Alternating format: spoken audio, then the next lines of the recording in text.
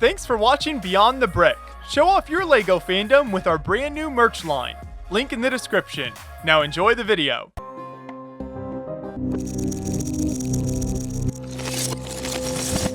I'm Ian Warfield.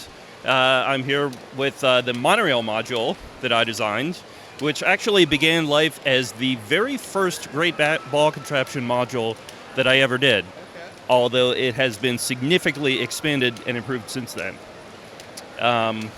I believe I first brought it to BrickFair in 2008, and at the time it was just one single train going back and forth along a short stretch of track between a loader and an unloader.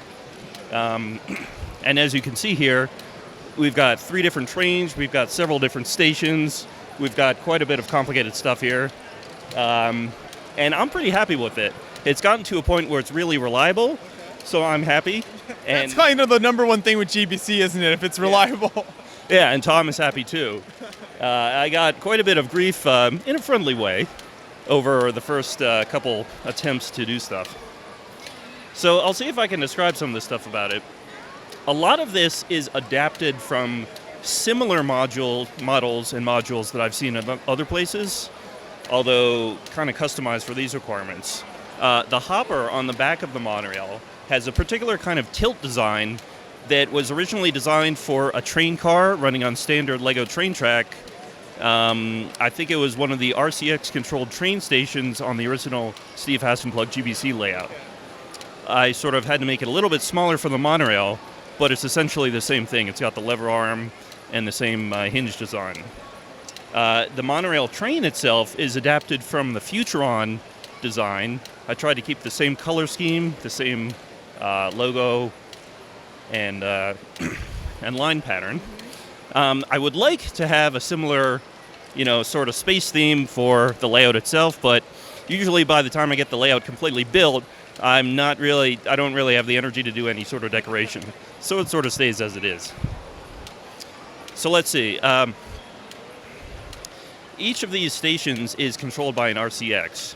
And you'll notice that the way the train is detected is a little lever on the end of one of the stations. And what that does is it activates an RCX touch sensor kind of the opposite way. Normally you think of a sensor being pressed to detect something and then released when it's no longer there. But this is flipped around. And I discovered that it's a little bit more reliable that way. And again, I think this is based on one of the RCX train station detectors. I just modified it for the monorail.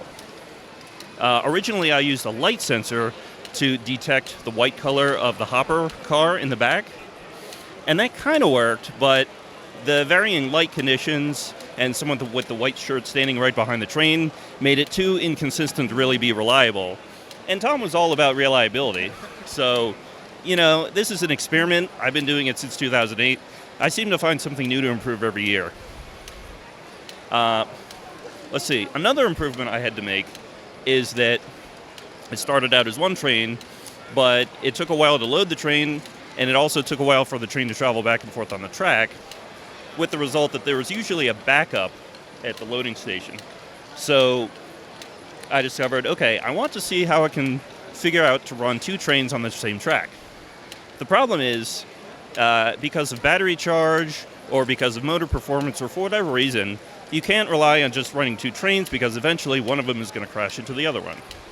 So what I did was I designed a station where the RCX would actually operate the station track, which I don't know if LEGO has an official name for it, but the sort of colloquial name is the kerchunk. It's probably called the kerchunk because of the kerchunk sound that the train makes when it stops or it reverses direction. So it's got a little circular thing that I can stick a brick with an axle hole in the middle and then hook it up to the RCX motor. It tends to turn pretty well. I did make one minor modification. Don't tell this to Tom, but the LEGO design of the kerchunk has little stops where it will stop evenly in nice 90-degree increments. And that's for, fingers who may not be terribly precise to stop it at the right location. For the purposes of motorizing it, however, I didn't want the motor to strain to start moving it and then suddenly find it easier, and then again strain to keep the arrow in the right place. So I took a little razor and I shaved off all those little stops. A little modification never hurt anything. A little modification. I've subsequently discovered that it's okay to work with the standard design, but I think having the lack of stops there may improve the overall reliability. Whether or not that's true will probably require more testing than I really have the patience to do, but we'll see. So yeah, it's so fun to sit and watch all the monorail trains running here and how they transport the balls across the track. And then you've also got the great kind of feeder module that load the train, so if you want to talk about how that works. Right. The feeder has also gone through a couple designs, mostly to have the capacity to store more balls while it's waiting for the train. The problem is when you store a lot of balls, you tend to run into backups. So what I did is I designed a little agitator to make sure that none of the balls actually get stuck while they're waiting to be loaded into the car, because you don't want any clogs. I think Tom mentioned it before in the video that it's a nice use of the brick separator in a way that you don't normally think of. It sort of is the perfect way. Just imagine your finger going in there, dipping it, and slowly stirring the balls up. Well, that job used to be occupied by a person, but a person doesn't have the patience to do that all day. So I hooked it up to a mechanism, and that mechanism, I believe, is called the Hawkins linkage or Hawkins linkage. I don't quite know how to pronounce it, but it is a 4-bar mechanical linkage that approximates a straight line. Now, a mechanical engineer could probably tell you more about this than I can, but during early designs of the steam engine, they wanted a really straight line so that they would get a reliable seal on the steam piston. So there was a lot of competitive effort to approximate a straight line until someone finally discovered how to do a true straight line. But the advantage of the approximate straight line is that it has a little kick at the end of the stroke when it sort of nudges it just a little bit. And I was actually interested more in the kick than the straight line, because the kick is a good way to agitate the balls in there. So it works pretty well. That's actually the second design of the agitator. This is the first design, which I had at BrickFair last year. It's a little bit different. It's the same sort of linkage, but you can see that there's a slider bar mechanism here, whereas the one that's currently running is just all joints. Same principle, but this piston slides back and forth. I decided to use the alternate linkage because I figured sliding back and forth all day is going to create a lot of friction and possibly wear down the bars. Another thing I did was to sort of brace the gear on both sides. This original design does not have the bracing on both sides, whereas the design that's running does. It makes it more stable, more reliable. And then another thing about the old design is that I didn't really take particular care to make sure the gears were lined up. But the new design, I was very careful to have the gears lined up tooth by tooth.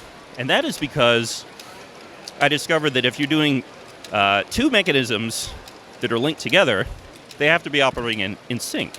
If they're off, even if sometimes they're off by just as little as 1 or 2 teeth, you get jams or you get motor seizing up, and it just doesn't work. But I think I succeeded pretty well because this has been running all day for both public days now, and it seems to be operating really well. Well, that's what we want to hear. That's a fantastic layout there. I'm so glad you've been able to expand on this over the years. I think it definitely adds a lot to the GBC, so thanks so much for taking us through that. I appreciate it. My pleasure. And I'd like to mention just one more thing. Each station, you'll notice, is controlled by an RCX, and these RCXs are actually communicating with each other using infrared. With the stations, you run into the same thing where if a station doesn't know how to allow a train to proceed, you might get a crash. But in this case, every station will ask permission from the station ahead of it. Is the station ahead of it available? If it is, it'll send the train on. If it's not, the train will wait until it can go. Right, so that's how they aren't crashing into each other all the time. That makes sense. Exactly. It's a signaling mechanism that's inspired by the block signaling mechanism on real-world trains. Okay, yeah. Well, thank you so much for sharing that. I appreciate it. Happy to do so. Thanks for coming by.